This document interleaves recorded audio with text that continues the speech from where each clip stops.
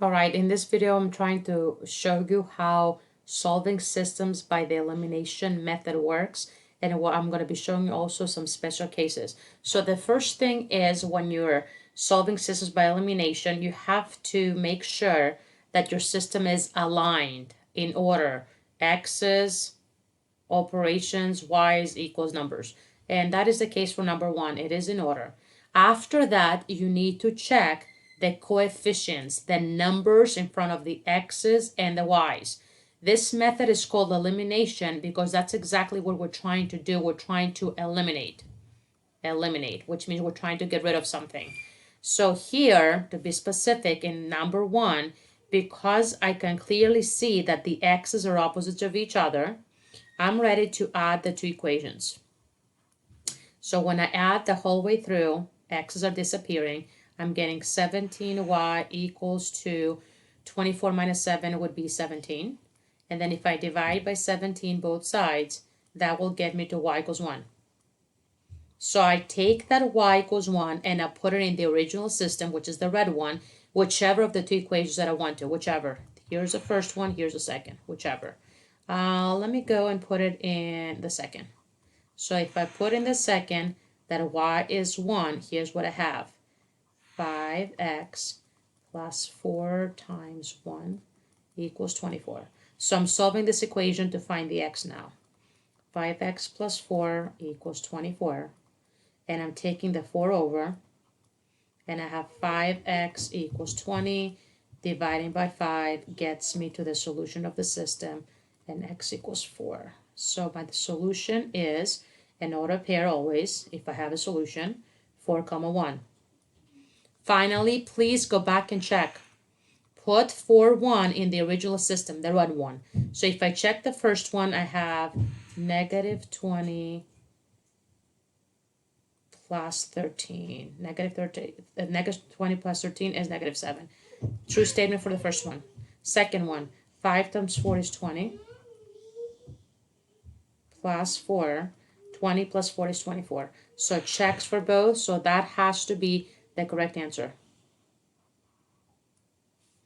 Let me go to number 2 now.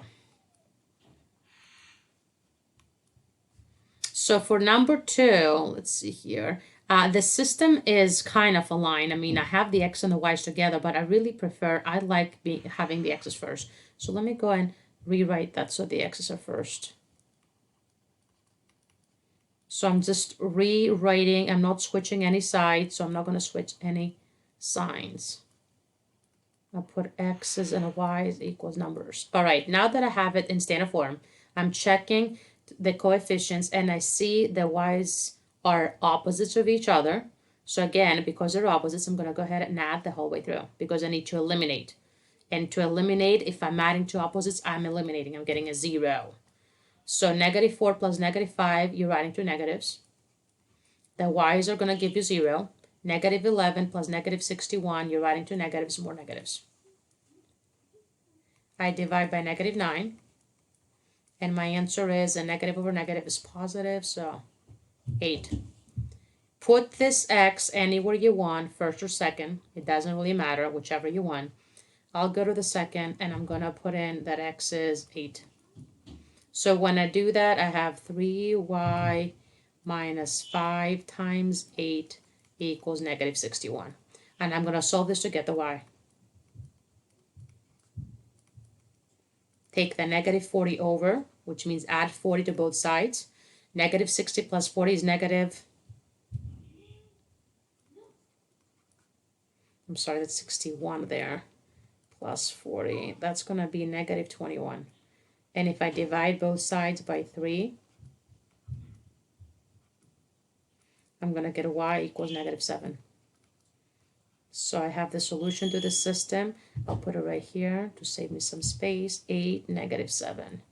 So let me go ahead and check that.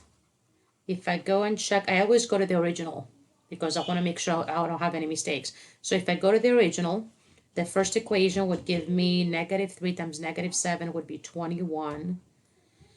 Negative 4 times 8 would be negative 32. And 21 minus 32 is negative 11. Correct. If I go to the second equation, 3 times negative 7 is negative 21. Minus 5 times 8 is negative 40. Negative 21 minus 40 is negative 61. Checks for the second. So this is the correct answer to the system because it works for both. It gives me a true statement for both. All right, now I'm on the third system that I wanted to show you. And let me just choose another marker here. There we go. It is aligned, but I don't have the same or opposite coefficient. So the way the system is right now, I cannot eliminate anything. So I'm checking at the coefficients and I see the least common multiple on the x's would be a 14. And the least common multiple on the y's would be a 15. So I go with the smallest. So I'm going to eliminate the x's. One is 14 already. So I really need to make the other one to be the opposite of that, which means negative 14. So I go from 2 to negative 14 by multiplying by negative 7. So here's what's going on. I need the first equation the way it is. And the second, I'm going to multiply everything by negative 7.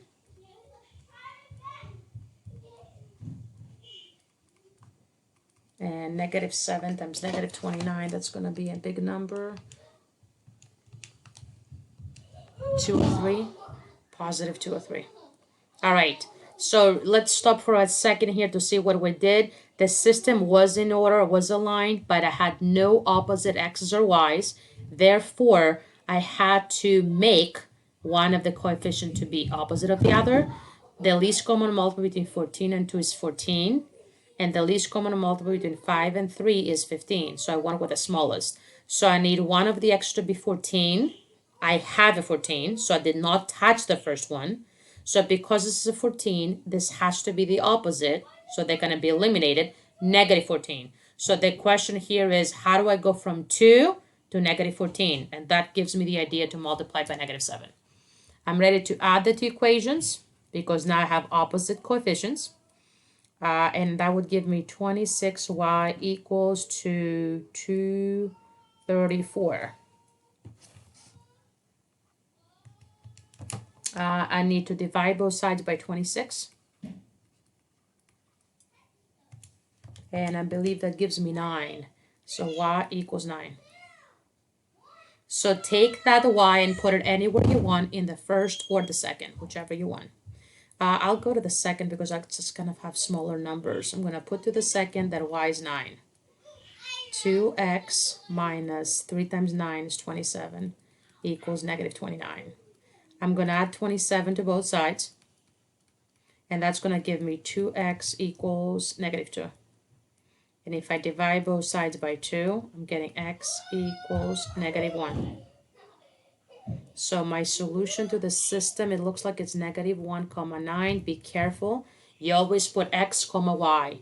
Let me go and check really quickly in this little space on the bottom. So if I go and check, the first one would be negative 14 plus 45. 45 minus 14 is 31. Checks for the first one. Second, I have negative 2 minus 27. Negative 2 minus 27 is not going to 29. Yes. So because it checks for both, I come to the conclusion that this is the correct answer to the system. So far, the first three we have solved, they all had one solution. So if I really had to graph these lines, that would be different lines, and they would be meeting at those specific points that are the solutions. That would be the point of intersection. Let me go to number 4 now. Just going to choose another marker. For number 4, the system is aligned. They have x's, y's equals numbers. Nothing is opposite or the same.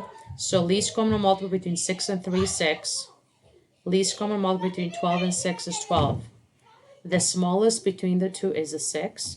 So I need one to be a 6 and the other to be a negative 6. So because I already have a negative 6, I'm not going to touch the first equation. I'm going to leave it like that. Let me just copy that again.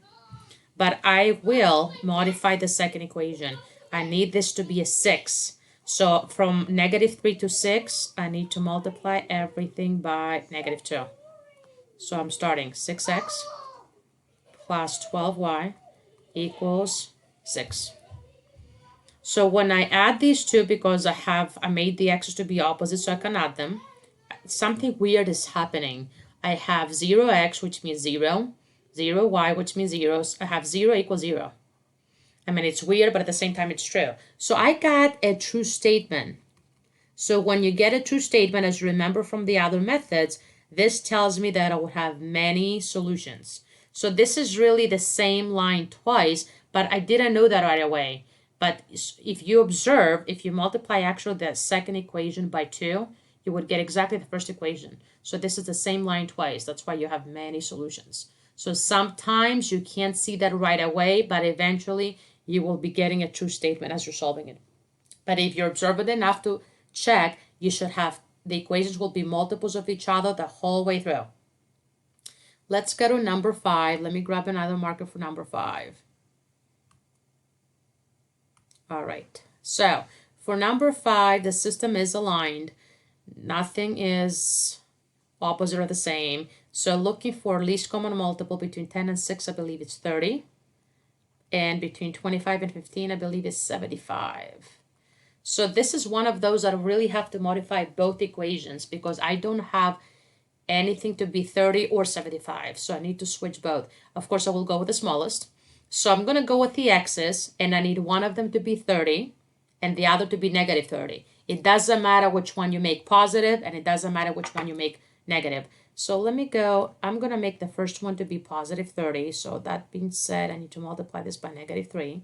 So if the first one becomes positive 30, I need the second to be negative 30. So how do I go from negative 6 to negative 30? I multiply by 5. So let me modify both equations. Multiplying everything on the first by negative 3 gives me this. Multiplying the second everything by 5 gives me this.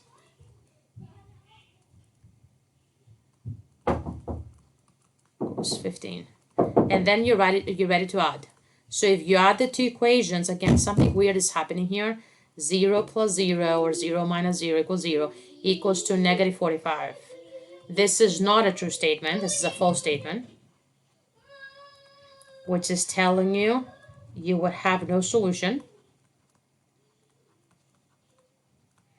which is actually the other extreme from the previous case, no solution. So this is going to be giving you parallel lines. This is the same line. And there you have 5 different systems. So I expect any possible out of the 3. One solution, many, or none.